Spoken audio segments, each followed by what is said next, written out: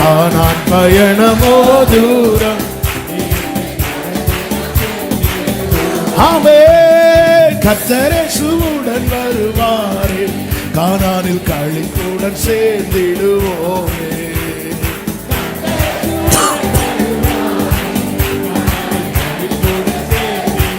பார்வோனின் சேனை, பார்வோனின் சேனை பின்தொடர்ந்தாலும் செங்கடலை பிளந்து இஸ்ரவேலை நடத்தும் சேனைகளின் கர்த்தருடன் வருவார். ஒரு சேதமின்றி நம்மை நடத்திடுவார். ஆமென்.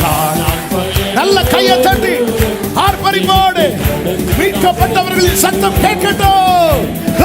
வனாந்திர வழியே